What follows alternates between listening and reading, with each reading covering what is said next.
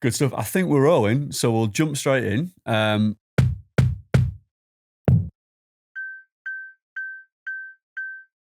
Welcome to the RUNcensored podcast with me, Ben Mounsey, Gary House, and a special guest on today, James Thurlow. James, welcome to the podcast. Welcome to Thresfield. Thank Not you. your first time in Thresfield, is it? No, I've organised a number of events out of like Grassington, Cracow Village Hall, that kind of stuff when I was used to organise events. But I've also been here a number of times with the Fellsman. So Excellent. Yeah. So we tracked that a number of times. We're definitely going to talk about that today, Yeah, but we'll park it for now. But let's go straight into an introduction. I'm going to hand over to you. Give us a little bit about yourself, what you do, and a bit of context about your company.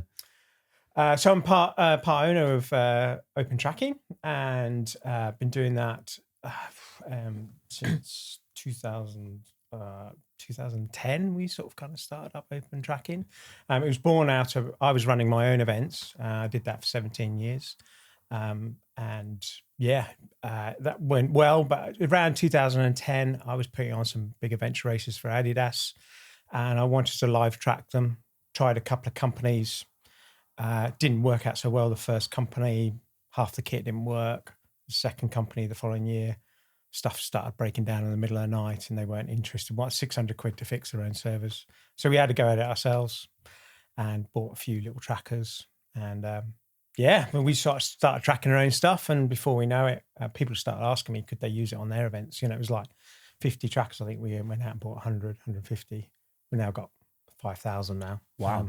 But at the time, you know, one of those first events, we, as a friend of mine, a guy called Gary Thompson, who he got one of my trackers. He was trying it out on some cycling stuff he was doing up in Scotland, but he was kind of spectating on the spine race, and he snuck it in Eugenie's pocket that year when he had the big balls on the snow balls on his feet, and so it was he was live tracking it. There was only one tracker he happened to have, and so I started up a conversation with Scott and Phil, and initially they were kind of like not sure. They've got people at road ends and stuff like that, and eventually I kind of almost forced myself onto it and ended up tracking it. I guess that's what happened, and eventually OpenTracking got pretty much the same size as Open Adventure and created a separate business, and I was struggling to do both, and so I decided to stop running the events.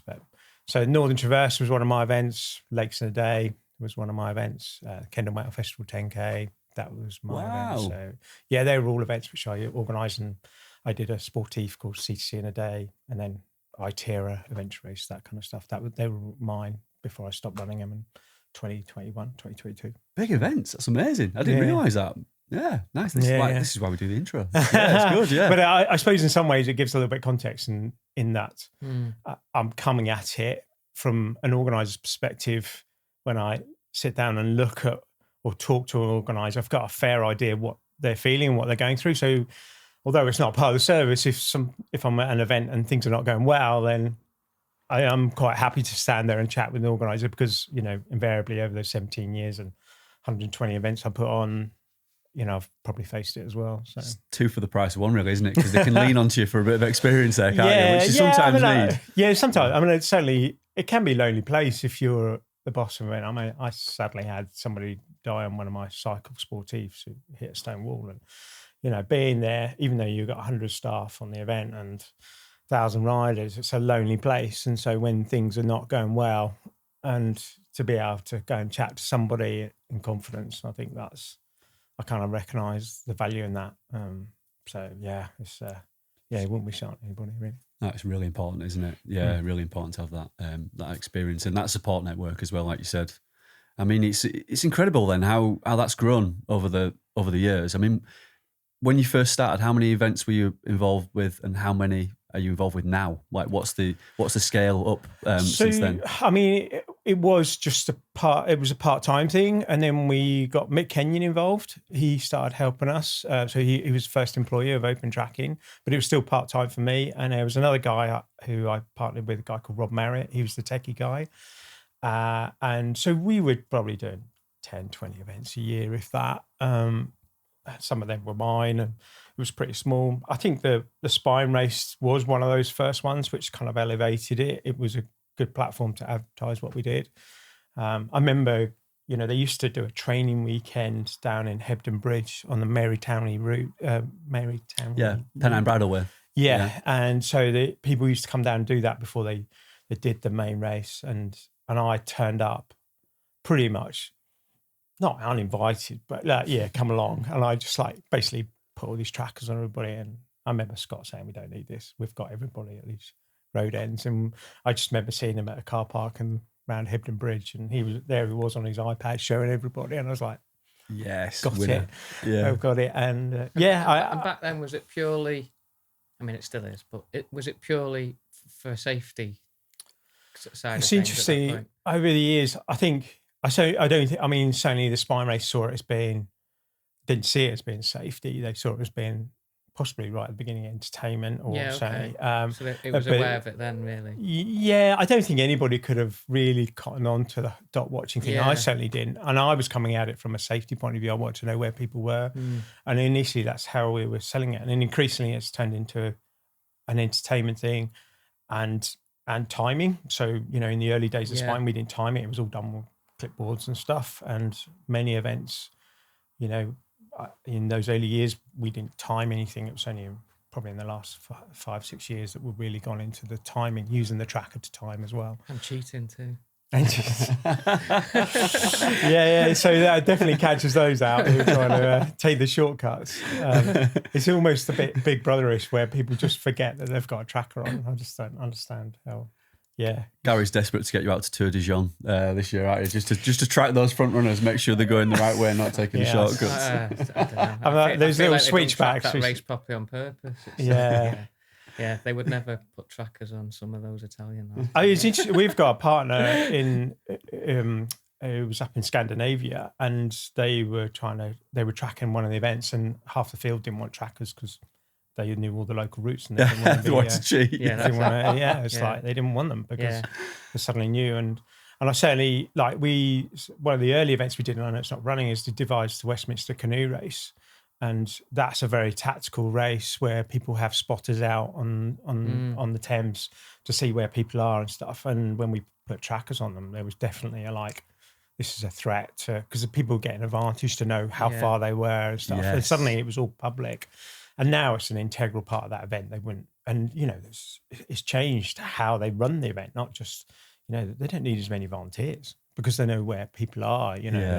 Suddenly they're not timing them going through locks because we can time them and stuff. So suddenly it revolutionises how they do things. As a race organiser, I mean, it must be so nice to know where people are, because I know in the Spine when we've watched it, and you see those dots are all going in the right direction, then suddenly someone will go in the wrong direction, and if you're following that person, you're like, oh no, what are they doing? There must have been some real shockers where people have gone completely off route, and almost like in Spine going the wrong way as well. At that point as well, can you kind of jump in and correct it, or do you just make the organisers aware of what's going on? Or? I mean, normally there's so many people watching these events. Someone's going to tell somebody. I mean, I don't need to. If my system doesn't work, there'll be hundreds of people messaging me saying it's not working. So, in terms of the Spine race, we used to have it where there was a corridor going down a route of 5K either side, and if you went outside that, it would kind of alarm. But the problem was that a lot of events, Spine's got a full-time HQ, but a lot of events, they just don't have that. They just switch the trackers on and hand them out. And if they don't retire somebody, then they would alarm, because someone's being picked up. And so they just switch off the notifications. And so unless they're really on it with the retirements, they just don't do it. So, we stopped doing that because it just didn't work really unless you're really on it. So there's not an alarm that goes off on the trackers when you go out of a certain radius, or it don't give people an electric shock, like when cows go out of off piece. It's like Attenborough when you watch it, when they're filming. The lion's going to kill something, I don't really want it to kill the antelope, but they can't really get involved. You see someone take the wrong direction. James is just sat there thinking. I must admit, if I'm sitting there with somebody, I'm just let the rope out. You're going to die. I mean, it's you're just walking the wrong way. It's not. Yeah. I mean, okay, if they're walking off a cliff or something, but that really happens on this kind of stuff. Certainly in the UK, it's not just desperate. And just going back to the spine risk, I know we're going to talk about it a lot today, but where are you based when you're watching all this? Because I've just got a vision of you like a bit like Squid Game, and I guess like being in a room with all the TV screens up, and you kind of like looking at all these little dots from everyone moving around. Whereabouts are you always in the same place with spine? Are you moving as well? So it depends on what role I'm playing into it. So the way which we're normally running the spine is that two of us will go down for the first weekend, and we'll cover those weekend races, the sprints and the Challenger South, and then one person will get to Hawes and carry on all the way to Cote Yetholm, and the other person will take the trackers back to our office from the weekend on the Monday night. So it's So I've done a lot of going through to Cote Yetholm, but like last year I went all the way to Cote Yetholm on the spine race, and came back like Sunday morning, and then 2 days later I drove down to Cornwall for the Arc of Attrition, and kind of like, I'm not doing that again. Yeah. It's just too much. I'm just absolutely wrecked. It's not like either of those events are that easy. So we've tried to sort of split it up. So this year, Daniel, who worked for us, I did the first half. Actually, I did the live streaming stuff at checkpoints, and then I pulled out on the Monday, and whereas Daniel carried on, and then I went back down and we sorted out the kit ready for the Arc, because they're quite close together. Yeah, so that's an intense. And as always, even though the spine's obviously, like we'll talk about, is massive, but there's usually you've got multiple events, and you've got multiple solo trackers out at the same time and things like that, haven't you? Yeah. So for the spine itself, we're there, generally speaking, at all the starts. The Sprint North, we haven't been for the last few years. The guys set them off themselves and hand out the trackers. But we like to be there for the first finishes. We kind of, certainly since we've taken on the timing, it's kind of a really important thing. It's just, we've got to get that right. It's an important part to getting that kit up and stuff. And then in the early days, and I don't feel mind saying this, but, in the early days, we didn't go all the way to Cote Yetholm. We used to leave it to the event. And I'd say, right, you've got to go and scan the bib, and people would just get so excited with the hugging and everything else, and they'd forget to scan them. It's like, for goodness sake, just like, you've got to record their time. They've just sprinted down that road, and you've got to give them a bit of respect for what they've just put into that event. And we were constantly having to not fudge times. We have to go back and look at the tracking data and look at the photos and stuff like that. So now it's a lot more automated. We've got boxers that sit on the finish line and record it, so that it's all hands off now. You don't ever get anybody questioning the time and saying, "Oh, I've got this time, but on Strava it says it's something else. Can you change it?" Yeah, it's normally because the Strava stuff assumes that it takes away the stoppage time. So like it will say, "Oh, I've got 35 hours moving time," and actually you've recorded me at 46 hours, and I was like, "Well, yeah, you stopped for 4 hours in that checkpoint." It's kind of like it's like so. Yeah, that often happens. But, yeah, I mean, we always look at it. It's always interesting to see. Yeah. We're not perfect. There's always something, we send out these boxes to people, and I've had people put them on the floor and then put bags on top of the boxes and stuff like that. And suddenly the times are not quite right, and we have to go and look. But fortunately, because we've got the tracking data as well, we can go and look at that and compare it with our box, which records the time across the line. And so there's all sorts of things we can do, and increasingly we're live streaming the finish line, which we'll record onto a card, so we can look at that as well. Wow! So if someone says to us, "I did this and this," I can go and pull out the video of what they did if need be. That's amazing. So it's not just the tracking; you're recording all this as well. If need to. I mean, I think it's. Yeah. I really think it's. I mean, it's a bit geeky, but I just think it's really important to get the time right. Do you mean? And just people invest so much into these events. It's like, I do get frustrated with race organisers that don't take it seriously. Do you mean? And it's probably with a few times when I'll get out of my pram a little bit and say, "Look, come on, it's like, be fair to these guys. They put a lot into this." Do you think that was part of it because in the early days, it still wasn't that long ago, really, in terms of trail racing and in the UK and stuff. But was that part of the driver to make OpenTracking different? Because there's been tracking systems and there's been tracking at races, but like your tracking now seems to be, it's like the Dyson, right? So it's like Champions League level. It is. It's like it's OpenTracking. It's not tracking. It's OpenTracking. Which I'm sure, like, you're probably proud of that fact, I imagine. But I just, like, from a runner perspective, I would go to races before OpenTracking came along, really, and it was a frustration it's like you can't. It's just hit and miss. Sometimes it'd be good, sometimes it wouldn't. Sometimes it'd be tracking where you get like 2 timing points in, whatever, and it was always like you're either tracking it or you're not, essentially. Yeah. And then when this came in, it was proper tracking, and yeah, like you say, it had to develop, and probably quite quickly with the amount of races and people that wanted it. So was that always on your mind that you need to get it? I think I think over the years, definitely getting things right. Which sounds quite basic, but... Yeah, I think... People will come to trail running now and assume that this has always been the case. Yeah. I think there's a side where... Yeah, I mean... Almost too demanding. There was a time before tracking, do you know what I mean? And, you know, a lot of these races did run before tracking. I think... And they ran well, but I think they were probably a lot more people intensive than what they could be with today with the tracking.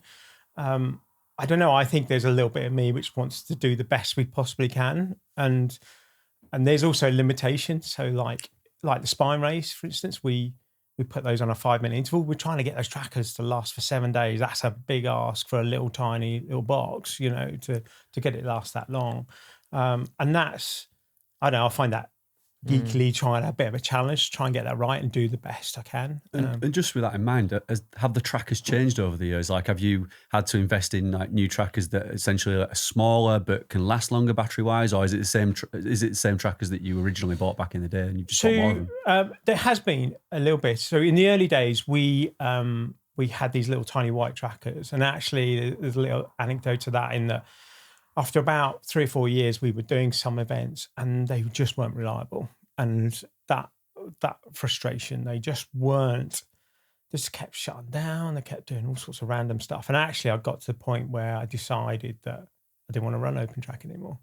And I emailed out like 20, 30 organisers, said, look, I'm sorry, this kit's just not there. Yeah. I can't. It wasn't a separate business time as part of Open Adventure. And I just said, look, I just don't want to do it anymore. I can't make these excuses to you on a Monday morning why stuff didn't work. I've got fed up with it. And all these people wrote back to me and said, no, you've got to carry on.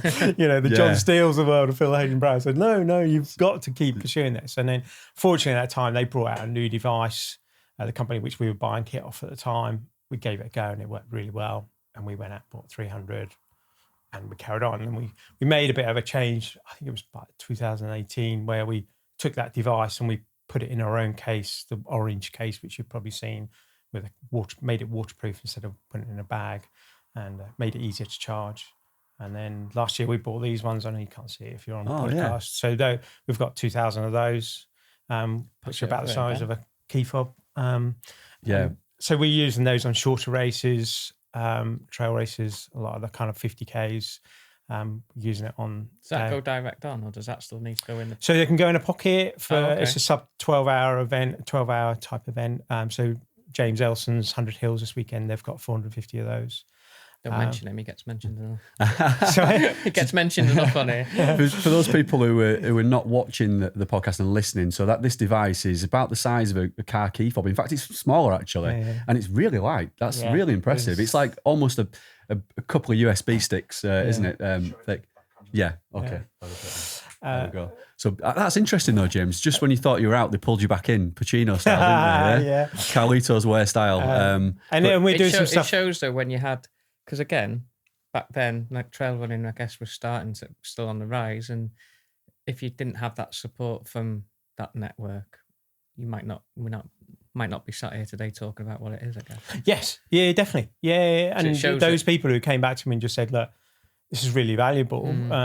Could you just give another crack at it? And I think, yeah, we did. We just kind of thought, okay, we'll give it another go. Because equally, did you have a bit of pushback in terms of, because I've spoke to organisers in the past, and I'll be honest, I don't even know if some of the races are still going, but they seen it as an expense too far or something to pass on and things like this. And it was, when it was something, a lot of races maybe don't need it, like you say, but I was always quite early. It was like almost like a selling point, a USP of the race, having good tracking.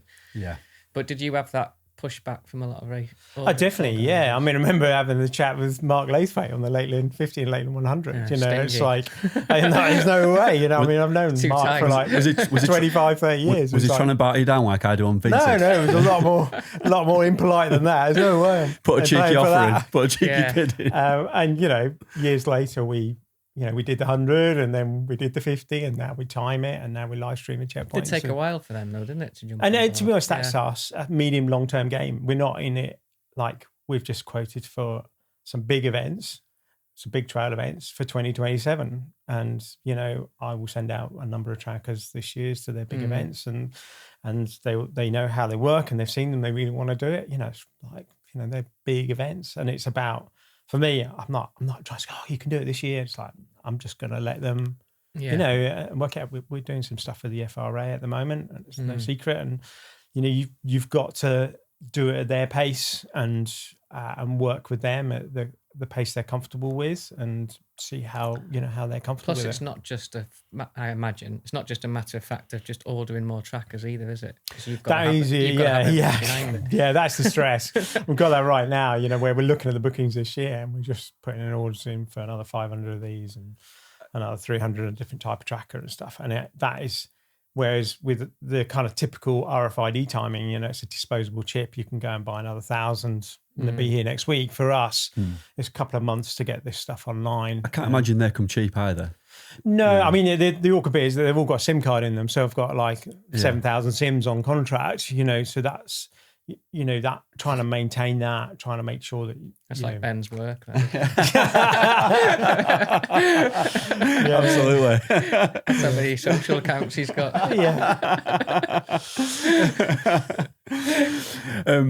Just out of interest as well, what is the battery life like on that? Because I've got a tracker for Pete. It's not anywhere near on the scale of that. I'm having to charge that about twice a day, it feels like at the moment. It's terrible battery life, but that'll obviously last for the full So the span. way in which we've set these all up is that we've set them up to run what we call a full-time GPS. So they can be stuck in anywhere, in a pocket, anywhere. We're not taping them onto the shoulders.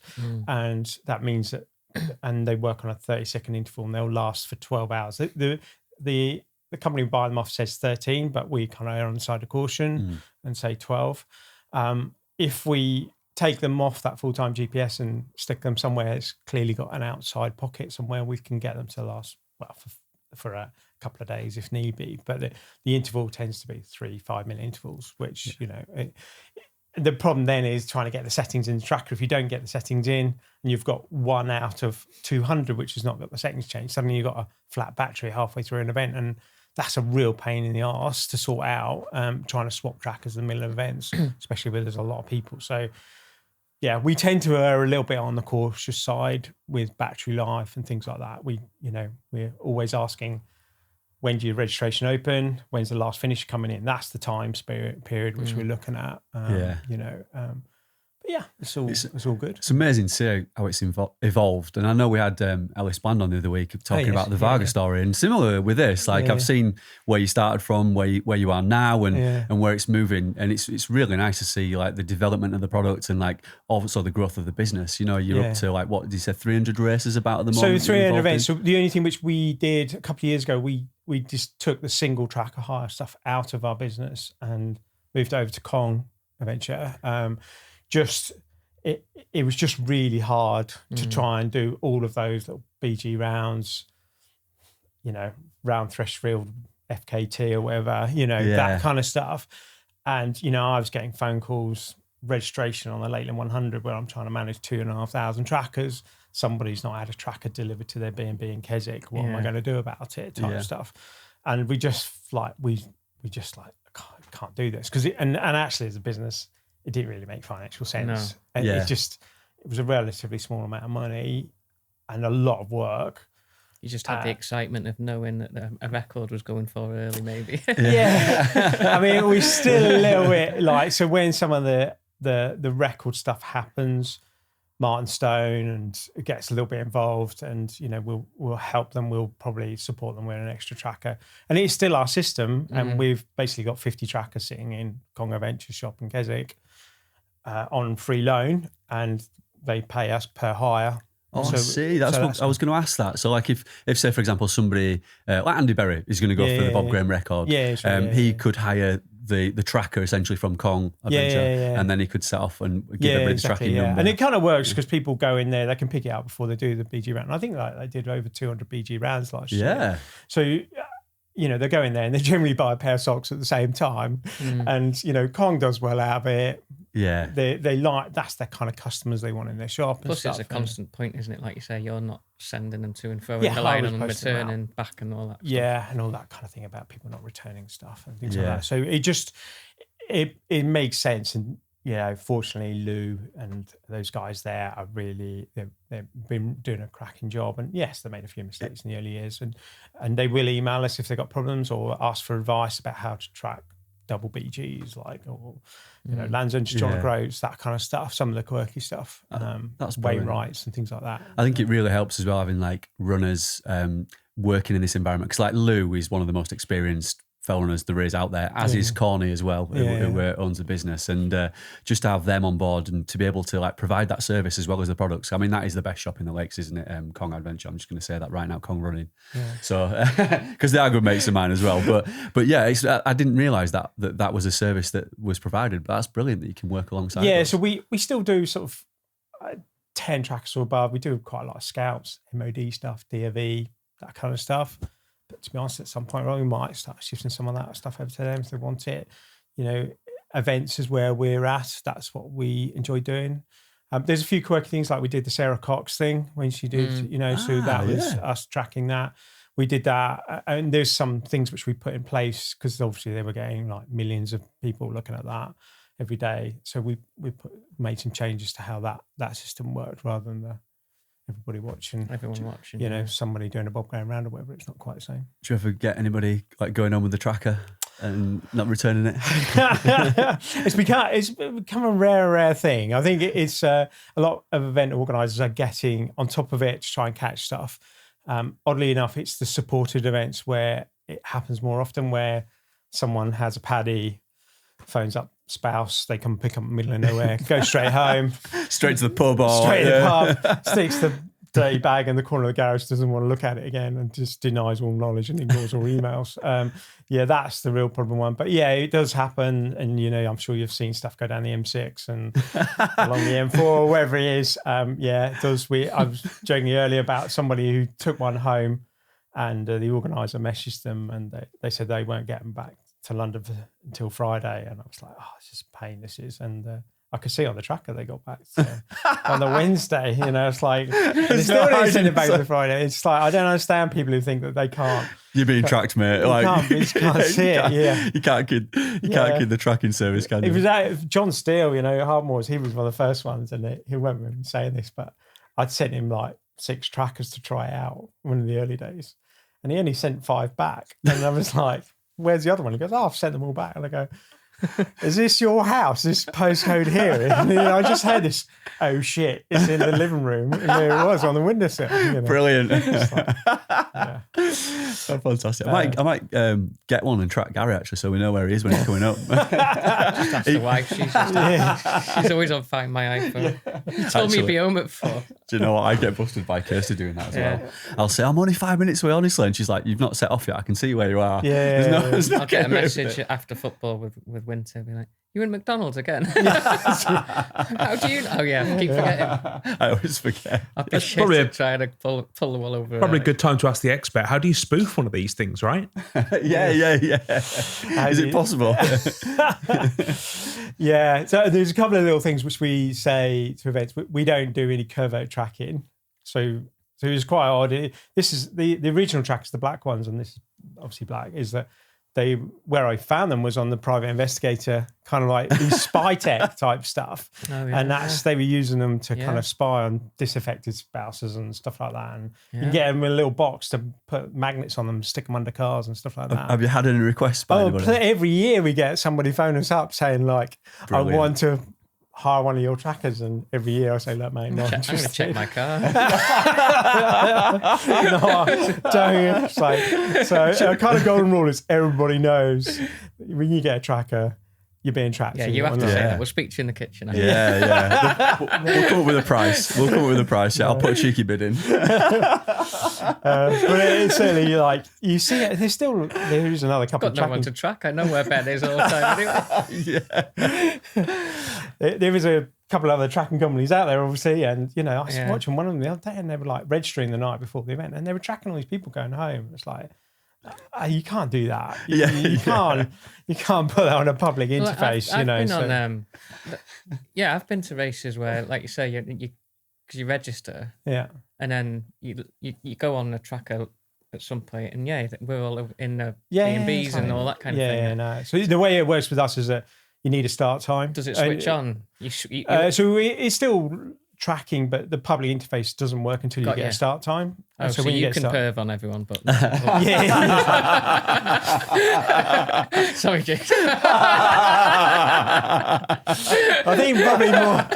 So, I wonder where Gary lives. Yeah. I'm sure there's a GDPR policy against that. There is, and I've had that conversation. That's the words you're looking for, isn't it, James? Okay. I've seen Chris Mills's van parked outside my house. But there's two things there. One is that when people don't return the tracker, and I think, what was the event? I was down on an event. It was one of Mike Jones' events down in Wales, and somebody went home with a tracker. Yeah. And I was driving right past their house in Conwy.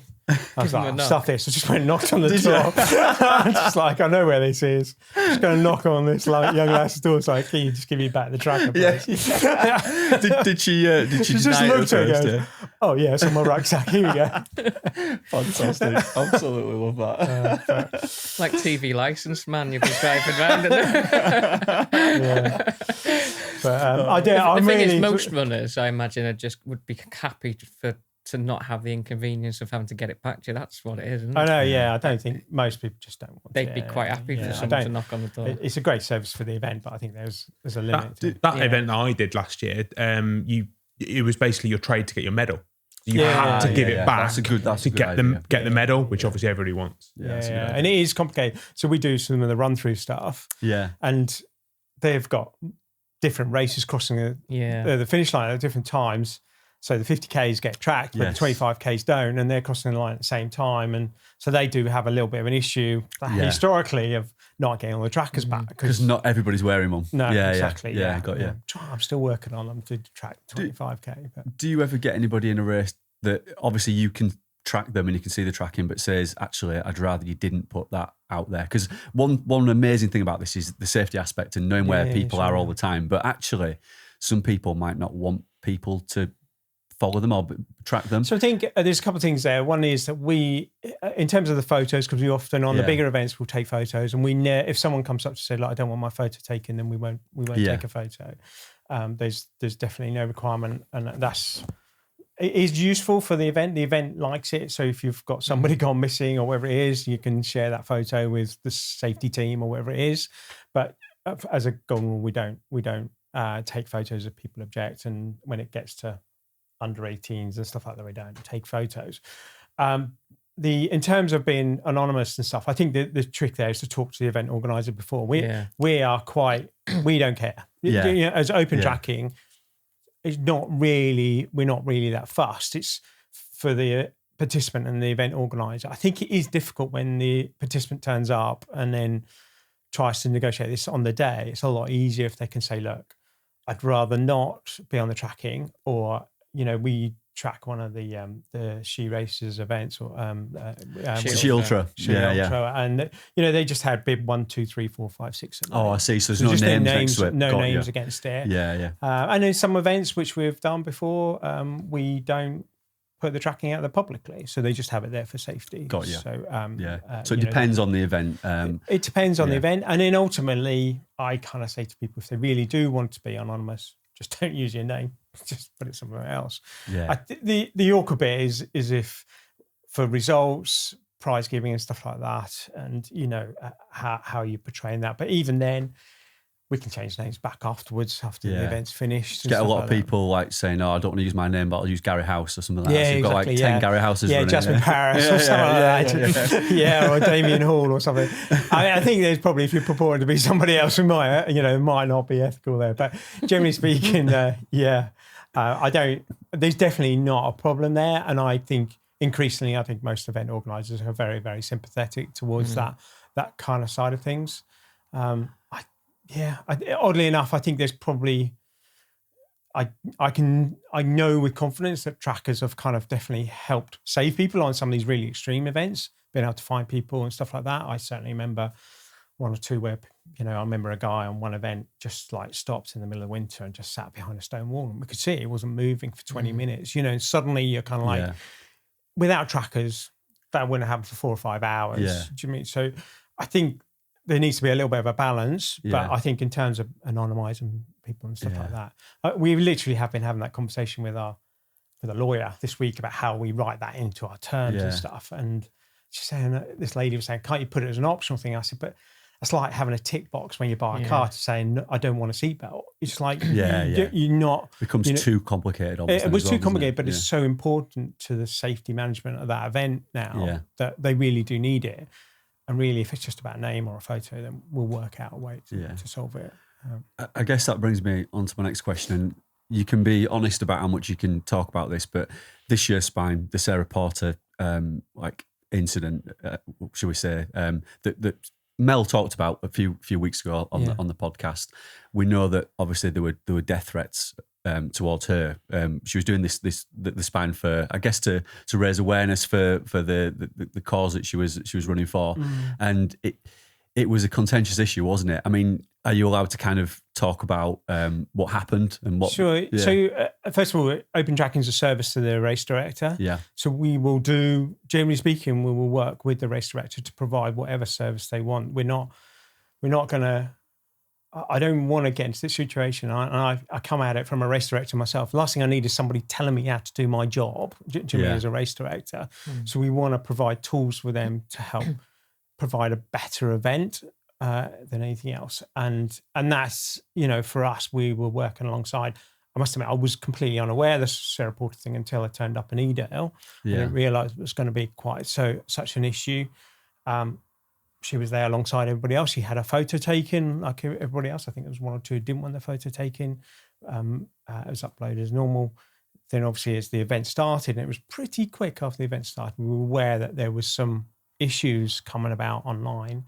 And Phil at the time, I was standing next to Phil and he said, look, can we have a chat? And we just very quickly moved her pin over to a separate page. So we took it off the main tracking page. So Phil, is the Spine race director. Yeah, exactly. Yeah. So we moved it over to a separate page, which we shared with their event control and stuff like that. At the time, he had that conversation with her to say, look, we've done this because of what's going on. To be honest, I got their feeling she wasn't too happy about that. She was trying to raise money for that charity and was using the tracking and the promotion. She wanted to be able to share it. And she was almost talking about sharing, as I understand it, that separate page, which kind of defeated the object. It's almost the opposite way around. Yeah, exactly. It was 400,000 Instagram followers. So at that point, there was a conversation, clearly it went on with her and Phil about a direct threat come her way. And literally within seconds, I'd taken that page offline. Yeah. And so I knew where she was. Yeah. Even at that time, I had a conversation with Phil. She was towards the back. I said, Phil, I've got to be honest, I think she'll probably be cut off fairly soon, but then obviously it blew up into something else. Yeah. And she's picked up a Snake Pass, which is, it's effectively the first road crossing on the Spine, really.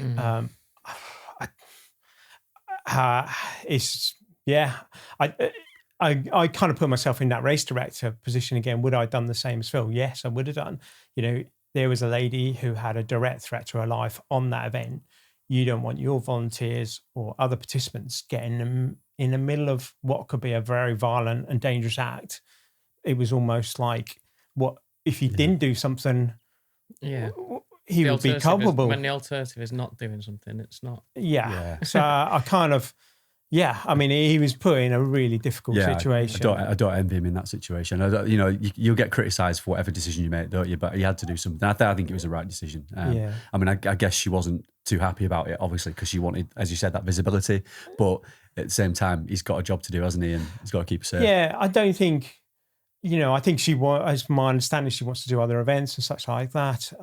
It is a tricky one because she wants to use that event to promote what she's doing, and tracking's part of that, you know, clearly with the number of people watching that. It just needs a little bit of thought. She's in an interesting position and stuff like that. Mel mentioned that she was talking about doing the spine separately on her own after the event. I don't know how that would work. Like, I guess she could hire a tracker essentially, couldn't she, and go and do it if she really wanted to, and then it's on her, I guess, isn't exactly, it? Yeah. But she's not approached you about kind of. No, I mean, she might have done with Kong. I don't know. But I would have thought Kong would probably come and chat to us about how to do that, because it's. The long stuff is really challenging to try and get the trackers to last that long. But I don't think. On the messaging side of things, when did the messenger bit of the tracking come part of it? So it actually came out of some of the adventure race stuff, which I did, the expedition adventure races, where they were doing messaging on some of those platforms, and I put it on some of my expedition races, and we were kind of effectively printing out stuff. And then I saw a similar version of it on the Draggers back in the early days. And I remember seeing, so they were doing Dragon Mail, as they called it, and they were printing out the messages. So people sent it in on a Google form, and then they were printing it out on a little inkjet A4 paper, and there was people cutting it up. And then they were taking it around to the tents, like posting and stuff. And I remember that there was a windy day, and all these thousands of bits of paper just like blew across the field. And I was like, I remember watching these people running around trying to pick them up and sort them all out again. And I thought, I could do something with this. Do you mean I could help them out here? Because I used a bit of the messaging stuff. And so we created a kind of Dragon Mail, and then the option to go to the tent and scan a number and print it out. And then, and that's kind of worked reasonably well. And then on the spine race, I switched it on the spine race. And I remember standing on the start line with Phil, and he goes, "Who said you could do that?" And I was like, "No one." And he says, well, do you think you're sure about that? You haven't talked about it. And I go, "I can switch it off now if you like, mate." I think it's brilliant, mate. It's revolutionary, honestly. So I left it on, and obviously, and then like this year they said, "Well, can you put it on the Challenger and stuff like that?" I said, "Yeah, sure, I can put it on. I can switch it on." And there's some events like our overseas partners. We've got partners who use our platform in the States and Australia. They regularly have it on, but they don't print the messages out. They just. I was going to say at the spine. Did they get printouts? Because it's a constant. Yes. Like I've done Dragon's Back, and you get your printout at the end of the day, and you sit around and have your tea and stuff. So they get printouts at what? So we tried it in the first year to get them to print it out, the checkpoints. But as I said earlier, the problem comes is that the early runners really don't care. They don't want it. Yeah. And then the checkpoints tend to get into a routine. They don't have time to do it because they see you'd they have get to have busy. someone constantly manning that, really. Wouldn't you? Yeah, I think it's really, Maybe. Like when you look at like spine, 130 or 150 people do the full spine. True, yeah. It's not busy. Yeah. And when you look at it coming through From the second Alston, it's spread over 3 days. It's, every time someone comes in, scan the number with a scanner, print it out. But they just never got into the routine of it. We did a bit of it on the Northern Traverse, and I remember trying to get them to do it as well when Shane took that on after me.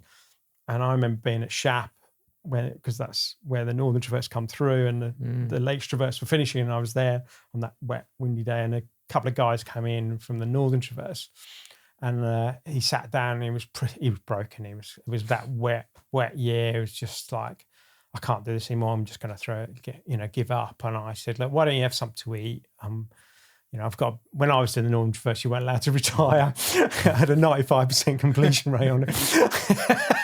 It worked really well. Get going.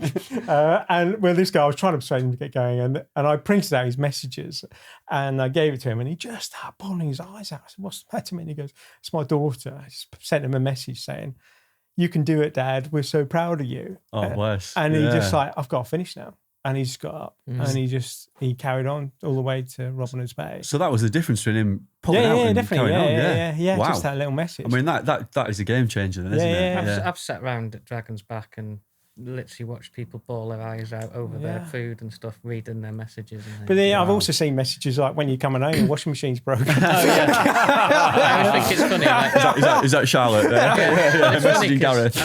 like 2019 was the first time I did it, and I don't think it was as prevalent then, because I remember there wasn't a massive queue for the printouts and stuff. And then I went back a couple of years later, And that was a big stark difference. That was a big major thing, like get my food, and there was a big queue every evening for it. But yeah, you're right. It's like you pull them out, and there will be one really heartfelt one followed by one from like your mate. And it's like some real abuse. Exactly, yeah. And they're just the ones that have gone through the filter, I imagine. So it's like it is really interesting, the mix of messages you kind of get and see, and like you say. But I remember in the first time, I remember thinking. So you sat around and I was getting some messages and stuff, but I'd forgotten about it for a day or two, and then you pick them up 3 days later or something. But I remember one lady going to get her messages, and there wasn't any messages, and I thought, oh my god, that was it. That was even worse. I thought, oh no, oh god, yeah. Do you have to sometimes make? It's like, if I see, because they often will like tell people to sit down, and I say, if you print it out, there's nothing there, just go on and post a message yourself. I'll pretend it's broken. Just asking for a couple of friends. Is it going to be on the Fellsman this year?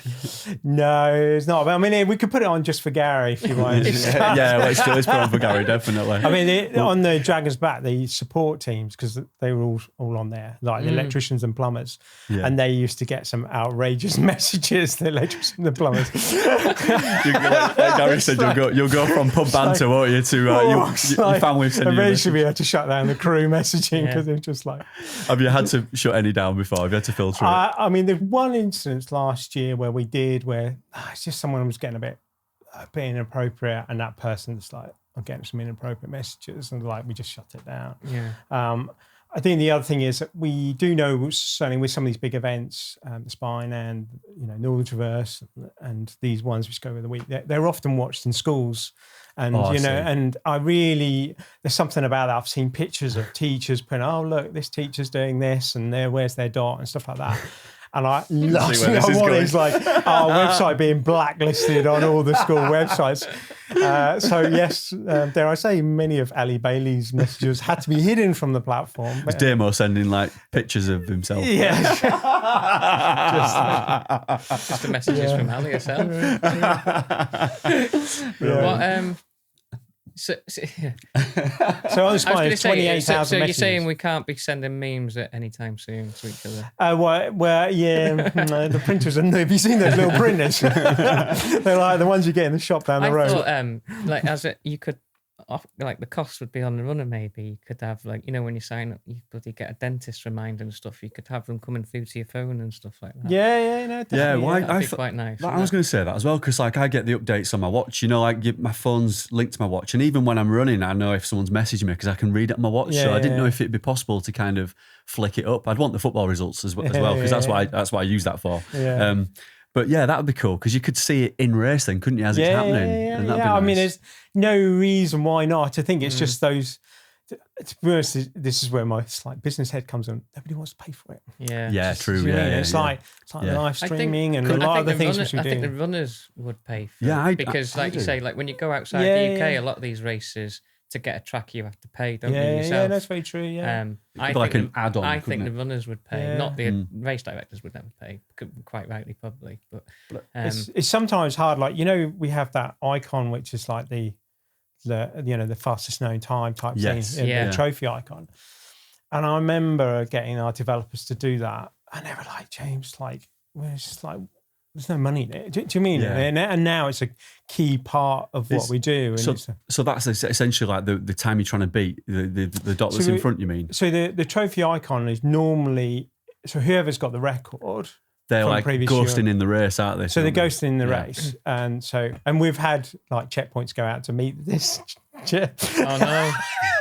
Go out and greet this trophy icon. Brilliant. Oh, it's like mate, I love making that. lasagna, all sorts of things. Do you know what? There's a reel there, Gary, isn't there? Oh, yeah. I'd never thought about that. That's great. And I know the answer, but is the FKT or like the fastest time? Is it an average of the time, or is it? So normally it's the actual icon. It's the actual their GPX file. So even if the times they're sat in a checkpoint for X amount of time, so will that icon? Yeah, exactly. Yeah, and so we adjust it if the start times change. So for different years, and obviously it goes slightly out if they really drastically changed the Northern Challenger, where they instead of starting in the morning on the Monday morning, they changed it to the Sunday night. So obviously where people stop and stuff is going to be slightly different. Yeah. But it does all play into the part of it, because I know, like in my own little groups and stuff, and we're talking about whether they're going to do it or whether they're not and stuff. And you'll hear, oh yeah, but this person was in this checkpoint for X amount of time. That little difference makes, like, from the supporters and the viewers and the geeks of us all out there, which every runner that's doing this is, it's that extra layer and stuff. Like, did you envisage the dot watching side of it to be? I know people joke a sport in itself, but like I've said to you in the past, remember 20 odd years ago or whatever, you'd sit there and watch Big Brother at night and they're all sleeping because it was something kind of, it was reality TV new, wasn't it? And you would just sit there. It's insane, really. But the way the dot watching has come into running, like, I'll happily watch the dot watching at a weekend with a glass of red or something at Spine Week. Whereas it's captivating, isn't it? It is, but I think as runners, because you can, whether you've done the course before or whether you know that person or whether you just like the competition of it all, and then it's all intertwined with the social media side of things. Was it a plan to do that? No. That was a long-winded question, but I kind of probably knew the answer. The best things do come with no plan really for it. But do you enjoy that side of it as well, as much as getting the actual timing right? Because you obviously, that comes first. I think some of these events, to a certain degree, has helped them make them successful, and I'm really pleased about that. Yeah. Do you know what I mean? It's kind of like, you know, some of the events I've been involved with, be it Northern Traverse or Lakes in a Day, I think it's, you know, certainly in those early days when I was doing it, it kind of brought more people involved, and particularly, I kind of jokingly say, actually, our audience is, dare I say, is not yourself, Gary, but it's probably your mum and dad or whatever it is. It's people's family watching this. Yeah. And that's, you know, they're the people which come in and watch, and they're the people which we're trying to connect them onto what you're doing. Otherwise, it's just like, he's gone away for the weekend doing his thing. And now there's a kind of a means to be able to connect with it and see what's going on. And certainly when you look at, say, like Sarah Cox and how much money she raised, and people were watching that when, what's his name, did that thing on the chopper. Paddy. Sorry? Annika Rice. Paddy McGuinness. So we chatted that. Annika Rice. It's like, how old Jolly are you? Jonica. I am that old. Yeah. I worked on both. He's just still thinking about Annika Rice. I'm still watching it running in my mind now.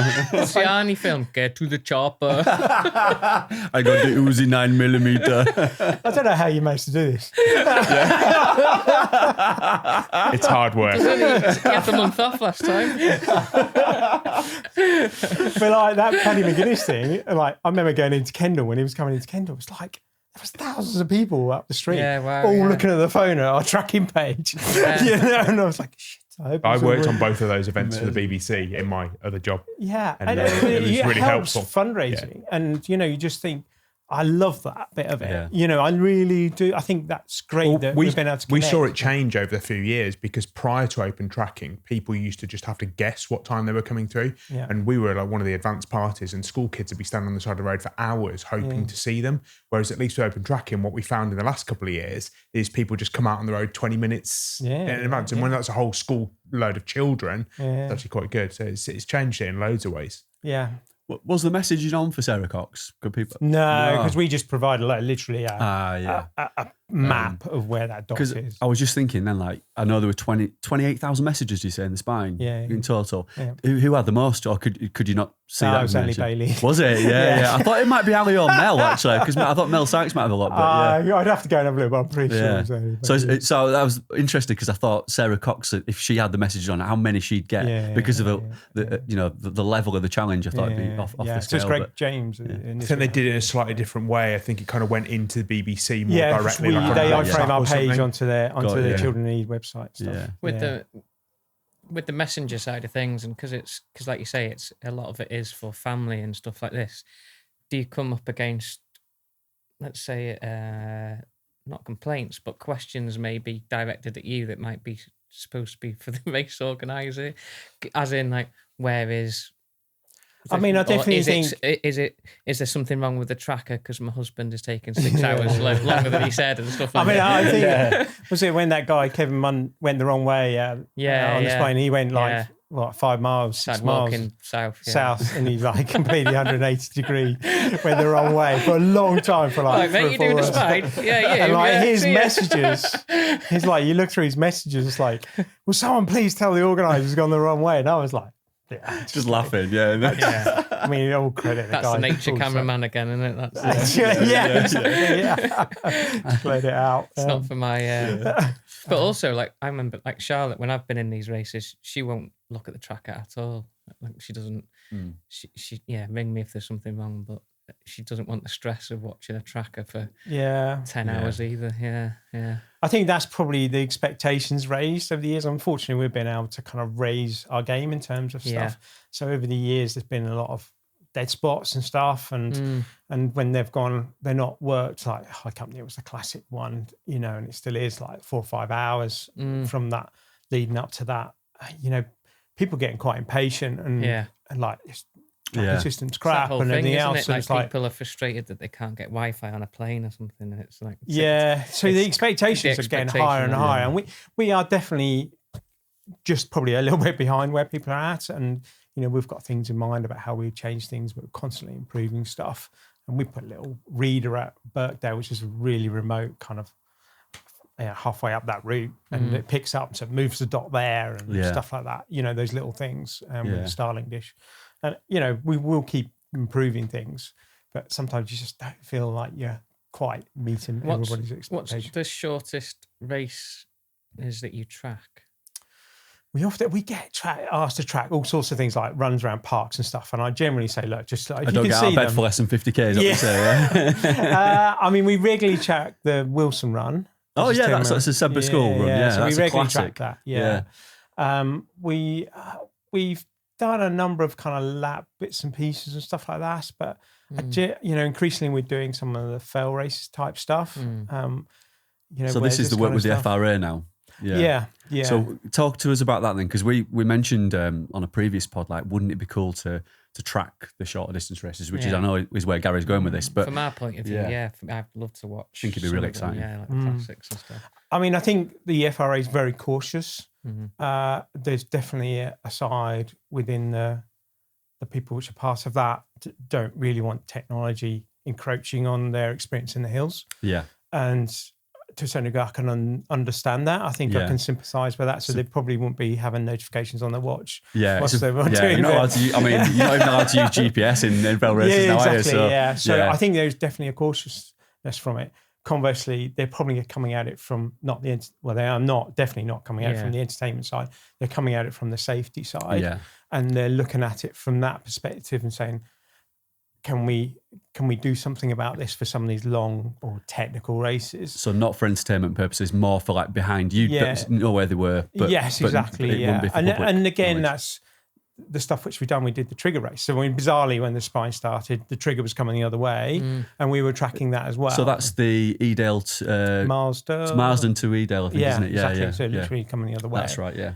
So we did track that, but they're not pretty much always exclusively. They're not links which we would share online, and even then, we generally let the events share it for them. It's their product. They're paid. Yeah, for that, it's their responsibility. But for the moment, and I suspect for the near future, the FRA's like, we want this for safety. Trying to persuade for a run to come that. Actually, the first ones who did, they complained it was too small and they were going to lose it, which is the irony. Is like people complain it's too damn big. That's where they're coming at it. So we're doing an extended trial this year of about 10 events, it's.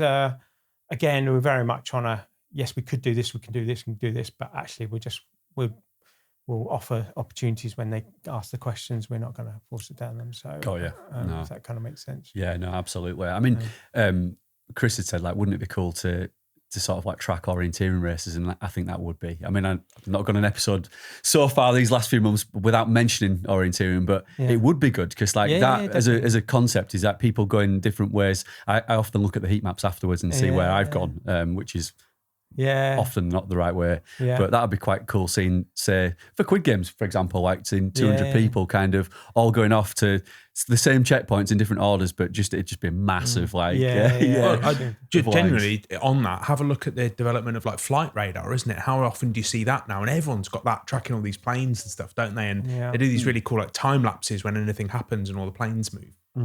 Does any of that feature in like your future plans? Not what, tracking planes? No. But just some of the way they've got the app and stuff, and you can see things, and they do. I mean, time definitely we do stuff. replays and stuff like that on our site now, so you can kind of see where people have overtaken stuff. And we've done some stuff in the past where there's stagger starts, and we've reset them all to start at the same time. So you can kind of stuff. We did some stuff in the early days with rally cars and stuff where they did that. So yeah, it's kind of. Are you finding that other sports are asking for the service though now? It's not just running. Yes, yeah. We're doing man v horse. Oh right, tracking the horse as well. I was like, I've got someone else coming along to look after the horses. Like, there's all sorts of jokes about James and how he's going to attach his to a horse. Ran around the office. I'm like, not involved. You can see how our minds were in that. Here's the tracker. It's definitely on now, James. I mean, I could probably help there because I've got some experience with like handling animals. Here we go. Mainly cows, but Right. I could help with the horses. I'm sure. At some point. Yeah, we've done all sorts of random Can't stuff. milk a horse, man. Hold my beer. I know you've tried. I do. If we need any extra freelancers, we know where to come. So. Shall I move swiftly on? Yes. And going back right to the start, you mentioned like one of the earlier trackers was when you put it on Eugenie. You sort of put it in his bag. Was that the year when he got like, I don't know, 5 kilometers from the finish and he had to retire and be? No, it's the year when he won it. Ah, right. Okay. So 2013, I think, wasn't it? Yeah, exactly. And then 2014, we tracked it. Fully tracked it. Got you. Yeah, but it wasn't. I think it was 2017. We started timing it. It was the year after they stopped the race. I don't know if you remember where they kept stopping the race, they got in a real muddle with the timing, and then they said, "Look, could you come and help us?" So we did the timing after that. So that's when it first really kicked in. Then, a little anecdotal story. So they got a bit of criticism over the years for stopping the race, but actually this one was justified. I think. And I remember in Alston, they didn't used to use the white chair, used to use an outdoor centre up the road. And I was watching all the batteries go flat and they'd suspended the event. And I was like, oh dear, I'm never going to make the end. I can't do this. And I was like sitting at home, it's like about 6 o'clock at night. And I just remember grabbing all these batteries and chargers and heading up the M6, going to this outdoor centre. And I went into Sainsbury's and I picked up 60 donuts, and I pulled up outside this. Went over, was it at Hartside? It was really sketchy. It was like snow was laying on the ground. And got to this outdoor centre. The snow was drifting up on the door. I was like, "This is bad," And I pulled in, and it was like 60 people crammed in this really small bunkhouse type place. It was sweatbox of runners, and I basically announced that, "Give me a track, and I'll give you a donut." I had absolutely no problem. No problem. And I got all these trackers back, charged them up, and then they set off on their way. Yeah. So, and then after that, I remember them trying to work out when people stopped and started and trying to recreate the results. And I mean, it just didn't really work that well. So.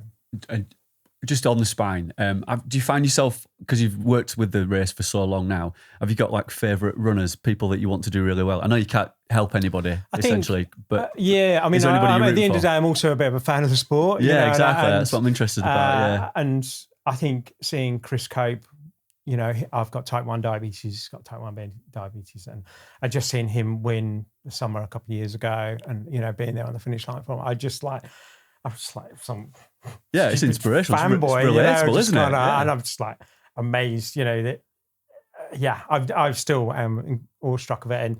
And Charlotte Hurst, who came 5th in the female in the draggers back and 3rd on the Cape Wrath Ultra, Scott Newburn came 4th in Lakes in the Day. Those people, maybe it's because I've got type 1 diabetes and I wrestle with it every day, and I see people really struggling with it, and then you see these people pull out wins and amazing. I don't know, just something. Against all the odds, essentially. It's it's just like, oh God. It just really puts me into my box, you know. There's a friend of mine, he's a Spanish runner, and he's like a pro elite. He's Andreu Simon. He runs for ASICS, and he's won some incredible races. But he's the same. He's battling with diabetes like during the race, and it's an extra level of complication, isn't it, that he's got to deal with. So fair play, like absolute fair play. Yeah. So. And do you see? Do you have like? Do you often see, because you're often at the same races and you see the same people maybe, do you see the same people handing in their trackers again? Sure. And when you sort of see people like 1 month after the month, you know, and like, flipping heck, you know, I'm exhausted. Yeah. How are you doing? How are you going from some of these events to the next event? And, you know, they go, oh yeah, I'm only doing the Challenger South, or I'm only doing the ARC 50 or whatever. I was like, you know. I think Ray Sean, he just runs from race to race, doesn't he? I don't think he actually sleeps. I'm not sure he's a human. Tracker on him. Yeah, just keep it on him. Don't bother cutting it off, mate. I'll see you next week. I think like Sabina Vergi, you know, when she was doing a lot of stuff a few years ago, I was like, it's absolutely, you know. Yeah, she's phenomenal, isn't she? Unbelievable. Yeah, just like, how are you going to get around? And I know we had Mel on. I've had her on a few times now, and you obviously like listening to the Mel episodes because it's very relatable in terms of like what you do. It's your world. But a few questions about Mel. Is she a bit of a diva on set? Is she? Because she tells us that she's like living the kind of like I guess like living the race lifestyle where she's sleeping in churches on floors, but is it a bit like David Miller where she's actually going back to a 5-star hotel? Is she quite demanding on set? Is she? She makes it out like she's hardcore. She has all the messages read out to her by a male voice choir. Yes. You see, you know, when because we get people to tape on their trackers and stuff, and like when some of these kind of Kylian Jornet's, we've taped trackers on him, and John Kelly and people like that, and you see the volunteers go kind of a little bit shaky, and I normally have to go on like, give me that rucksack. Stop mincing them with this thing, tape the damn thing on. On the other side, I've been having it taped on or whatever, and I've seen people be absolute divas about the exact position or the way that you're taping it on and stuff. Like it's weird what people. I've seen people come in and say, if it wasn't for that tracker, I would have won if it wasn't for that tracker. Those extra ounce of weight. Okay, right. You know, I could put a house brick in your rucksack halfway along that race and you wouldn't have really cared. You know? Let me just add that to my list of excuses. Have you ever ran further enough to be tracked? We're getting there. Still see him, don't we? I could probably get away with using Pete's tracker, to be honest. That battery's so crap, but it'd be all right for my races, wouldn't it? I don't need more than an hour. Just a phone cameras and a few. Just zoom in a bit. Oh, he's coming back, though, are we? Yeah. I think the only other events, I mean, there's a little bit of the Northern Traverse was an event which I set up and created, and Lakeston Day, that, you know, it's another event. So being on those events, it's a little bit tricky because, you know, the race organizer, the last thing is needs the old race organizer hanging around and saying, oh, I wouldn't do it like that. So I'm really very conscious of that, but I do like being on those events, and I think those. Is that your favourite event, would you say, Northern Traverse? Just because you set it up and there's that kind of connection, or are there any that really stand out? I know you've worked recently on the Arc of Attrition, obviously Dragon's Back, the Spine, of course.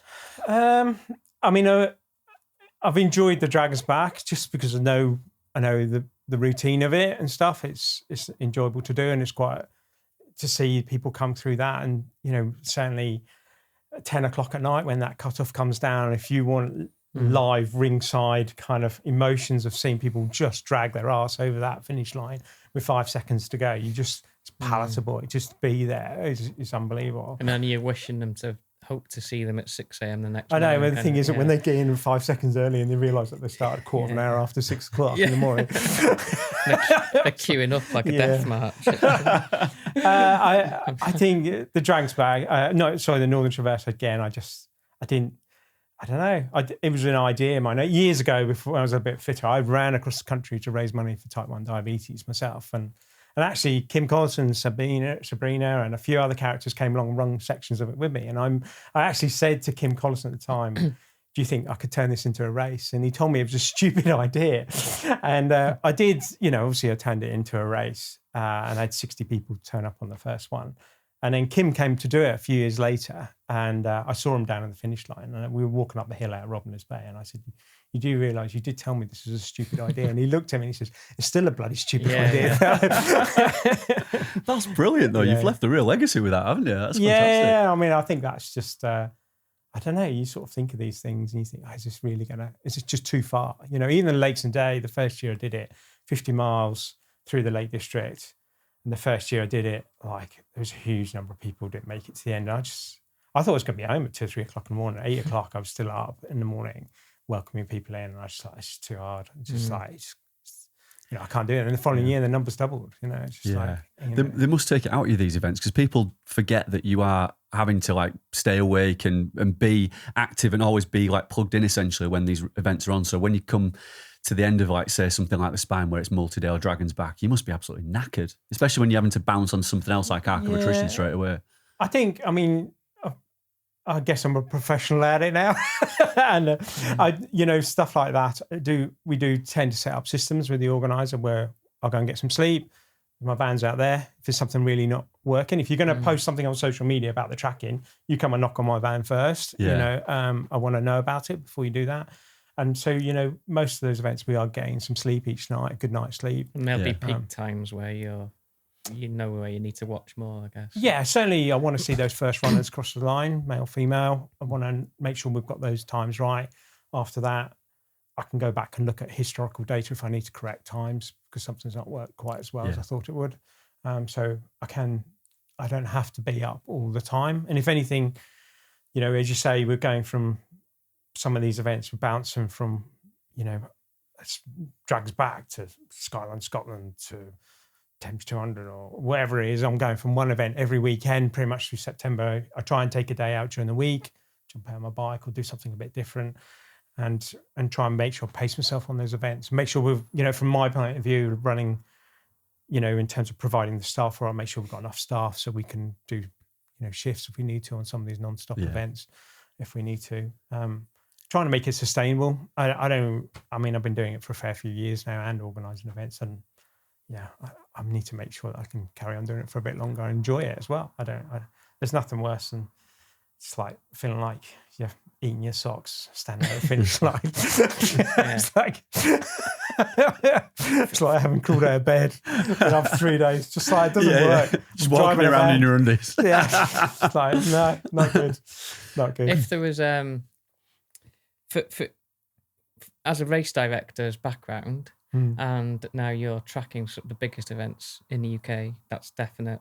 And feel free to answer this like a bit of a politician, but I'd be interested in, like, when you're handing out the amount of trackers at like UTMB events now, do you see that as, do you question it at all, or do you feel like it's too much, or do you just have a business head on it, like just as a basic opinion? Because I'll be honest, I struggle with it. I'm in the industry and I've been to UTMB events, supported them, got runners in them, but it's probably a hot topic right now because it's just numbers are increasing. Yeah, sure.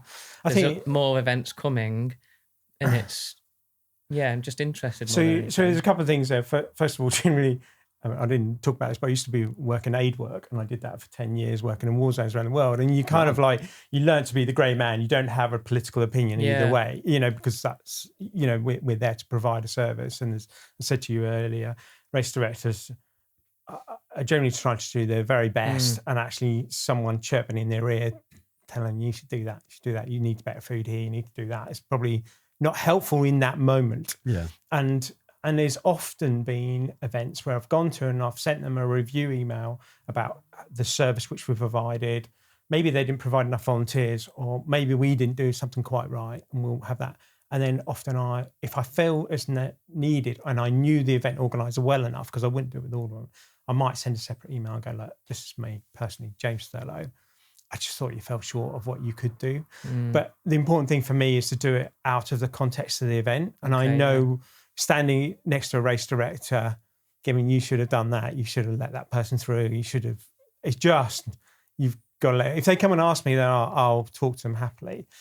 I think in terms of the context of UTMB and stuff like that, certainly in terms of the path of erosion, the real context of many of these events, I'm at the start and finish. I have no idea. I might go to some checkpoints, but I don't really in my role as a race director, yes, I would have an opinion about path erosion and the impact and stuff from the community and stuff like that. But I'm just not involved with that. Yeah. And does that kind of make sense? And so we're providing a service now. Don't get me wrong. I was at Arc of Attrition, and you know that site really suffered. Yeah. And I don't think even anybody from UTMB would sit there and go, "Oh yeah, it was all bright and rosy." Yeah. You know, they definitely struggled with parking and getting people around that site. That was more part of it. It's not like, because I would love to see ARC and UTS and it be sustainable and all that kind of side. Yeah. I was wondering if, like, after the effect, because did they ask for that input from? And it's easy to say from their point of view, oh, they just do the tracking, but you don't, do you? Because you see. I think it just depends on the event. Some event, like I've had candid conversations with Johnny Carter at Fellsman, and we've talked about that event a number of times. And I feel like he's asked for my opinion, I'll give it. Yeah. Do you mean? Whereas some events, not necessarily, they're just not interested. You know, we're very much a contractor. We're there to provide a service. The big question is, can we provide a really good service? And, you know, certainly I walked away from the ARC. It was horrific in terms of conditions, trying to get a gantry up in 50-mile-an-hour winds, you know, and that kind of stuff, that we provide the gantry and the Wi-Fi and all that kind of stuff. You know, I walked away from it, I felt like we did a really, really good job. And I was really proud of what we did as a team. Yeah. And if someone came over and gave me a hard time from the event, I'd listen to it, but I felt like we got everything right and felt proud about it. And I'm normally quite highly self-critical, but I think on some of those events, we've got things right. I think sometimes on the Spine Race, we've had a few problems with trackers, and I'll put my hand up to Phil. So that got something wrong here. We've got some cracks in these cases, and they let some water and it didn't work. But we swapped them out really quickly. People didn't really notice, you know.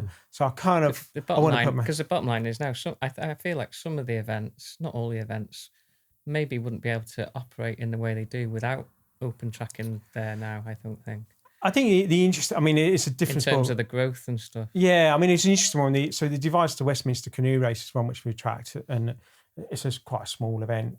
Obviously, Devices to Westminster along the canoe, along the canal path and then the Thames. And they brought us in initially to start tracking stuff from an entertainment point of view. Then they got into the safety, and then they realised they didn't have enough volunteers to man all their timed checkpoints, which they were writing down these times. And then suddenly it's like, well, we can provide that time. So now, okay, well, we don't need as many volunteers. Okay, well, we need someone to man that car park, but we don't need two people sitting there with a clipboard for 24 hours a day. And suddenly they're finding that actually we could do with slightly less volunteers. Suddenly, whilst an event, because there are less and less people wanting to volunteer in events, they suddenly make this a bit more viable. And, you know, it suddenly becomes a little bit easier. Dragon's back. They used to put all these checkpoints out. Now we virtual checkpoint a lot of that stuff. So suddenly you don't have people going up and down hills the day before. Yeah. Less people. Okay, a lot of them are volunteers, but they're still being fed and expenses still being paid. So it is changing how event organisers do things. But again, I come at it from, they've almost got to realise that themselves. Yeah. I can put it in front of them, but I can't tell them to do it, if that makes sense. Yeah.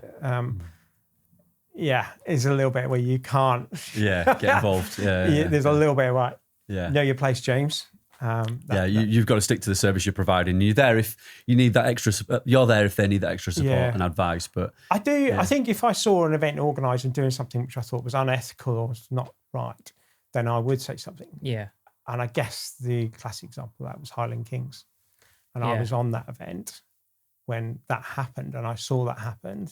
Do you want to explain it? Sorry. So Highland Kings, an interesting event, which was run about 5-6 years ago. I got to work at it as well. Luckily, I was unavailable, but which an interesting concept. And actually, I didn't have a problem with the concept. Some people did.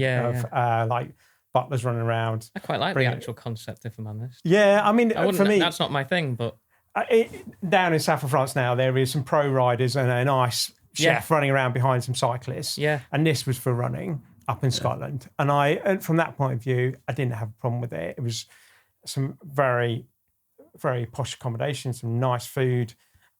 butlers literally bring around bacon butties in the morning. Sounds amazing, this, by the way. Yeah. Where was my invite? No, go on. And like we were tracking it. What are you on about? Yes, it is.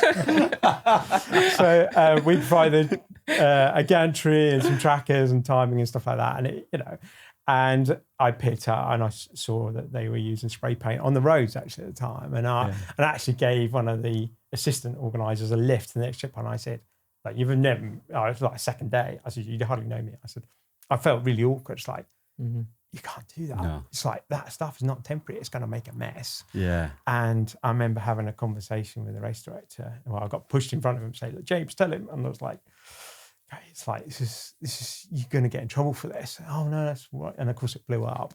Yeah. And for me, it's more of an example of how not to handle PR, dare I say, in the current circumstances, like an event organizer.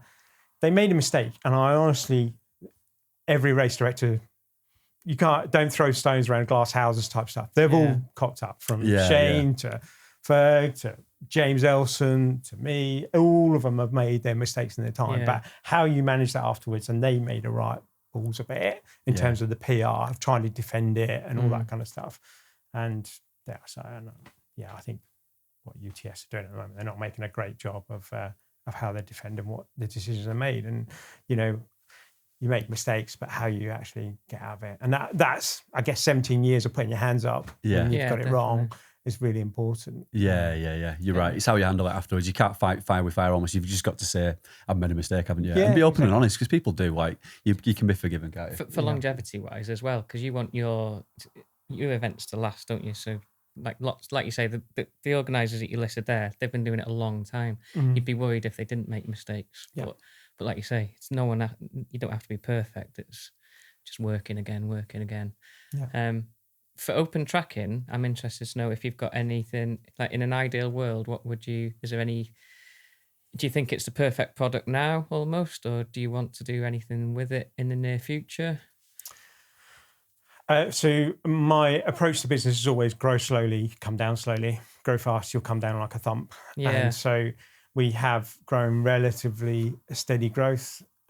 We still seem to grow, and we bought into SI Entries, so we half own that.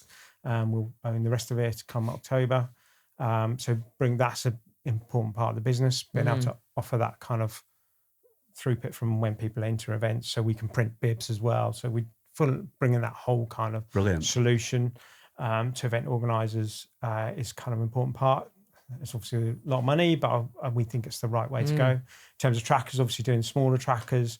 At the other end, we're still testing satellite type trackers. So I know they use Yellow Brick on the Cape Wrath Ultra, but some of our overseas partners, particularly in the States and Australia, are really looking for a good cost-effective satellite tracker. And so we're looking at options there for the future. It's not so much needed here in the UK, maybe up in Scotland, but not rest of it. So would that be just also improving the quality of the tracking and the speed of the tracking? Because there's different satellites you can bounce off. Yeah. So at the moment, obviously we use GPS or they do, or one of the other systems to pick up where somebody is, and then we upload it via mobile phone. That's how we do it. But we use all the UK networks, and there's pretty good coverage in the UK now.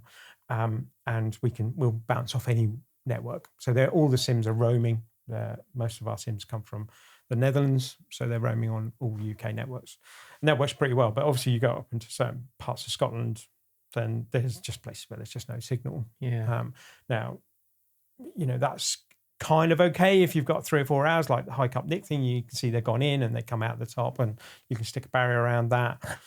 But once it goes on for hours and hours and hours, you do really need a different product to do that. And the problem with a lot of those products like Garmin InReach is, I'm reluctant to say Spock. I think it's a pretty awful device. But some of the other products out there are very expensive to run. 8 or 9 times the cost of running something like that, and maybe even more, 10, 20 times the cost. So I think there's a market there for bringing in a product which can still do some of that, probably more on a hybrid, so it works between satellite upload or cellular. And that's what we're looking at. We're just seeing if we can come up with something which does that, but more on an event market rather than a kind of direct to consumer. So rather than somebody having it personally, not being rude, but consumers are a pain in the arse. True. Yeah. They want trackers with Meta AI glasses. Yeah, exactly. Yeah. So I think Actually, it's not a bad idea. Yeah, Dragon's Den. Well, at the moment, these things don't make a sound, and there's been an argument to say we should put a little speaker in them, like, you need to go faster, Gary, and all that. So it can be voice messages as opposed to just the text messages. Yeah, that don't come be a through. dick. You've gone the wrong way. But we could do with advancing this technology for the Fellsman, which I want to come on to because that's coming up in a few weeks' time in April. It's the local event to Threshfield. It finishes in Threshfield. Yeah. You're going to be there providing the tracking. Gary's running. Yeah. I'm supporting with the Barnsley briefcase. One thing I've not told Gary Have yet you done as well. it before, Gary? I've not done it. No, I've always wanted to. And I I'm said sorry. when I was a lot, when I was a lot fitter 10 years ago, I was meant to do it. Yeah, so it's been a long time coming, I guess. Yeah. One thing I've not mentioned to Gary is that Yeti are going to be sponsoring this year. Oh, wow. And Sports Shoes are going to be supporting also as well. So at the checkpoints, we're going to be there as a business as well. So there's the storytelling aspect of this is brilliant. Say again. Got a replacement mug for us. Yeah. I have, because we got our Yeti mugs nicked, didn't we, in Kendal. So when Gary and I turned our backs for 10 seconds while we were dismantling or changing over the tent space that we had in Kendal, somebody nicked our Yetis that we'd got that night, didn't we? So we're going to get another Yeti. In fact, everybody who's competing is going to get a new Yeti. That's part of the deal. What about the tracking team? Yeah, and the tracking team, of course, James. Yeah. We'll make that happen. Don't you worry, mate. Don't you worry. Yeah, that'll be sorted. Yeah, brilliant, definitely. Yeah. So no, it's going to be good. It's going to be good getting the whole crew together. Chris is on about coming. I'm sure Gilly, if he's about, will probably come, although he'll probably put an invoice in, I'm sure. And I'm only joking, Gilly. It is an amazing event. I think, I don't know, maybe it's because of that, like for me, the coast to coast. I like the journey element of it, that, and you do feel like you're going from one part of the Dales to another part of the Dales. And, obviously you're bouncing over a few hills. There's not that many parts. I mean, Scotland is different, but there's not many races where I haven't either ran a lot of it or done it and things like this. Whereas this, I feel like, apart from done the Three Peaks a couple of times, that's kind of the closest I've got to running that route. So it will be a brand new one for me. Yeah. What will be nice is like running here, because you can come straight in, stay here. We'll probably do a podcast the day after, couldn't we? That's the only reason I've entered it. Really. But didn't they? You don't have to spend money on a hotel. You used to have to. Do they still do it? You used to have to park your car. That's right. Yeah, in the quarry. You have to walk 2 miles from the finish to here. That's right. Yes, you do. And the finish actually sells parking outside for 50 quid a night. We've got a few more spare rooms actually. I remember walking to the finish to my car. It's a fair way, isn't it? It's just done 60 miles and I've got to get 2 mile walk. Do you know the finish? I think they put a minibus on now or something. Yeah, like they do. They put a minibus on now. They did in my day. I bet that was interesting watching people walk along as well. It probably take them a few days to get down to the quarry from here. But it's a tough finish to the race because you drop down to Grassington Bridge and just that little kick up to Threshfield's goal. It's hard, even when I've done like an 8 mile run and I've got that to come. But never mind doing the full Fellsman. And is that where we're going to do the live podcast from? I think so. Just get a mic in front of them when they're walking up the hill. Yeah, definitely. What a horrible finish. You'll need your poles on that section, I think. But yeah, the you say that until you realise it'd be 2 a.m. or something. And you'd be like, Yeah, that's it. But they park people down in the quarry because it's a great space. I mean, actually, that's where for All Creatures Great and Small, they film it in Grassington. And right now the film crew's down there staying, so it's a big old quarry. So it's a great venue for like people to leave the camper vans, and it's a bit of a base because there's not much like off-road parking around here, as you're aware. One thing I was going to talk about with the Fellsman as well is on the last section across the moors from sort of like near to Great Whernside across to kind of Yarnbury, which is just above Grassington.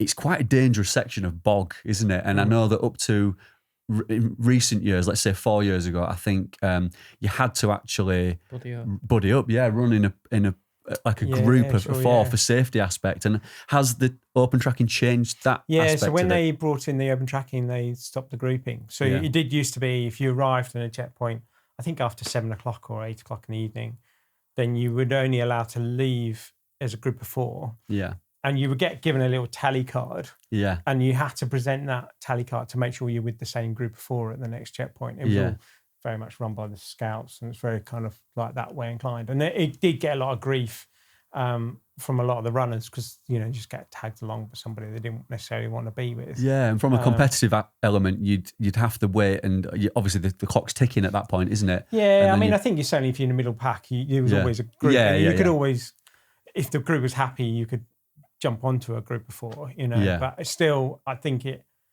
everybody has their moments in races, don't they? And I mean, I haven't done a lot of that stuff for many years, but I do know that you're not always at your peak all the time, and to have that moment to even if it's like chucking down range, I've just got to get my clothing sorted, and suddenly you're in a group of 4, and that group of 4, somebody's getting cold and wants to move on, and suddenly you just got that tension of people you don't know. Yeah, it's not great. But they changed it, and they now use the trackers. That's the argument for the trackers initially, was the fact that we know where people are. Yeah, don't feel like we have to have people together on the overnight stuff. That's a big change. That's brilliant.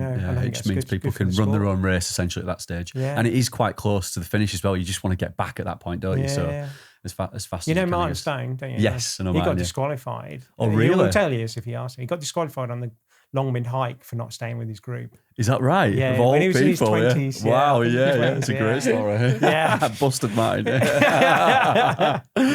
He'd be a good guest to get on, actually. We've got a lot of yarns there. I mean, have you ever listened to his podcast of him doing that Winter Bob going round? No, I will do the solo one. I think Finley Wild put it out. It's unbelievable. It's shocking, actually. Yeah, interesting. Yeah, it will be. It can get quite wild up there as well, can't it? Yeah. I mean, I remember wrecking for that Fellsman all those years ago. And I remember thinking, maybe I need snowshoes. I mean, it's just it was so... It's quite extreme up there. Going across, I mean, they've changed the route now, going across that Fleet Moss bit. But, it's still... It's wild out there. It's a tough route. I mean, I think people, don't always give the Dales the respect it deserves in terms of the conditions. I know the peaks aren't quite as high as the lakes, for example, or certainly like in Scotland. It's colder. But it's very cold. You are exposed. Yeah, I mean, I certainly know, talking to some of the mountaineering guys, I reckon it's like 5-6 degrees colder in the Dales than what it is in the lakes. Definitely. So, you can definitely get some really wild conditions out there. Yeah. And it's a good thing. And again, we just enjoy it. I quite like, I was having a chat with Johnny Carter about what makes the Fellsman unique. I do like the scouty bit of it. It kind of gives it that identity, and seeing some of these young people kind of helping out and stuff. It's kind of, I don't know. It's really unique. I'm really happy for the Fellsman as well, because we talked about this on the pod before. Up to even last year, the entries were so low that there was a threat of the event not happening and kind of just disappearing completely. But it's had a resurgence. Gary's entered this year, of course, and the races are full. Like, I think they're up to 400 odd entries. It's pretty much full. And then they've also got the dart, which is the shorter version, which I think is a great idea. Again, very popular. In the middle of freaking nowhere. That's that's a problem, isn't it? Yeah. You're doing that one. I could do that one actually, couldn't I? I should do really, shouldn't I? Although who's going to carry the boat, Gary? Who's going to carry the bouncy briefcase? He'll catch you up. Yeah, that's it. We'll get someone, don't we? And I'm not doing a podcast on my own. Yeah, good. Food for thought. I'll see. It might be full actually now, so that might be my excuse. Entry, mate. I can always do that. I can't get out of this now, can I? And if I don't win, I'm going to blame it on the weight of the tracker. If I don't win, I'm going to say it's too heavy, that tracker. That's my excuse. Or you went the wrong way. Yeah, or I went the wrong way. Yeah, which usually happens, and actually, always happens to me. Special price. Yes. The tracker never lies either, so I've no excuse ever. But no, looking forward to that one. That's going to be a great event. That's how many weeks away? 4 or 5 weeks away, I think, isn't it? Sure. A few in between. Is it? Yeah. No, I think, don't want to disappoint you. It is April, isn't it? So we are into March. I'm going out for a recce next week. I know that much. Yeah. Nice one. Good stuff. Well, maybe consider. Good stuff. Before we finish, James, and I almost forgot, we've almost set a precedent now on the podcast of pressuring guests into bringing us things. Sure, So previously we had... Previously we had Kay come with bacon sandwiches and a bottle of San Pellegrino, and then Mel came and showered us with Molten Brown gifts, and you've brought us a gift, James, haven't you? So thank you for this. Yeah, well, I couldn't figure out what Molten Brown was. I thought it was bath salts or something. I was like, what is it? Not far off. It is. I was like, it's just posh shower gel. So I bought you some donuts. Oh, mate. Yeah. Love the donuts. That's a great move. And so I wanted to, stick with my style rather than the kind of the posh things. And then also some professional dot watcher mugs. Look at this. Let me hold one up to the camera so you can see this. Professional on this watcher. one, Chris. That one there. So I'm just going to hold this up for people watching the YouTube. So thank you, James. We're going to rep the OpenTracking mugs and the Pro Dot watches. That's what it says on the side. Yeah. So we'll get the copies in there. Can people buy them? If we've got the wherewithal to sell them. For an event, I've got a box in the back of my van. Say out the back of the van at the Fellsman. Go towards the beer fund. So I'm just going to turn your mic, or you can turn it, James, just so we get that in there. Sorry, yes. Sometimes we have done. On the Lakeland 100, I think it was last year, they, Mandatory Kit mug. And so they ran out of mugs on the Epic store. So people come around. No way. Because they had the collapsible mugs, and they said, "Can I buy a mug off you?" So they were carrying on a porcelain mug on the Lakeland 100. Brilliant. I love that. Love it. Oh, God. Yeah. That's an interesting business concept. There's always something, isn't it, that people have forgotten? Yeah. Always something, mate. Yeah. So do you take them everywhere with you now? Yeah, just in case you need to sell a mug. Yeah, that'd be £25, please. Fantastic. I mean, that has been a really amazing episode. I've been really interested in everything you've said there, mate. Cool. So thank you for joining us. Thanks for making the effort. I know that we've been in touch a few times about previous episodes. You are a podcast fan as well. You do listen. I do enjoy listening to it on the way to the thing. I was interested, your last one about the Olympics and stuff, and your curling endeavours and stuff like that. And my netball playing, Gary's pro poker playing as well. Yeah, exactly. Yeah, just revealing a little bit more about ourselves to the audience as favourite guest so far? Favourite guest? Well, this will be the best episode now, won't it, when this goes out? Yeah, I do enjoy it. I think Mel's got an amazing story. I just think it's I think she probably understates herself in terms of the inspiration she's very modest, isn't she? Yeah, exactly, she's very modest. And I think that's. I don't think she probably won't want to hear, but I think a lot of women sort of look up to her and what she's done and what she's achieved and stuff. So I think that's always inspirational to hear. Yeah. But trying to get that out of her sometimes. And she because she's not very. She's not a show off, is she? She's not about that. She's not about the sponsorship. She's just about enjoying the sport. She's a great ambassador for the sport and for women as well. I just think she's brilliant. And that's why we love having her on. And she's just so open and honest. And so I'm glad you picked Mel. She's been on the most out of our guests. She's a regular feature now. I mean, what's she on now? Three or four episodes, I think now. And if we get you on again, James, the carrot is to get a picture of me and Gary. You can see it on your way out. It's me and Gary just in the Step Brothers pose. You just have to find somewhere in your house to put it up. Or that might be a reason to not come back on. Yeah, in the office. Or the new SI entries office. Yes, that'd be perfect. Yeah, absolutely perfect. So no, thank you for your time. Thanks for coming on. Appreciate it. I'm sure at some point we might get you on again because obviously there's a lot of events you're involved in now. And it's nice having a different angle to the events as well, not just from a competitor perspective, but from really behind the scenes because you are on the ground and you see it all and you kind of so heavily involved in everything that's going on. James has probably got one of the most recognisable faces in running, but nobody knows who he is. Yeah, true. It's true. And you touched upon it when you were talking about that support crew you had with Kim and Sabrina. I reckon if you did another challenge now, you could probably pull a celebrity list of support crew, couldn't you? They were very gracious. Yeah. When I first, because I did it in 4 days, just under 4 days, and when I started the Northern Traverse, everybody should just get under 4 days, beat James. That's all they need to do. So, set the standard. Have you still got your dot on the screen when they do the Northern Traverse? No, that's all you need to do is beat James. Yeah, it was pretty bad. Brilliant. Great episode. Thanks again, James. And without further ado, we'll see you next Tuesday.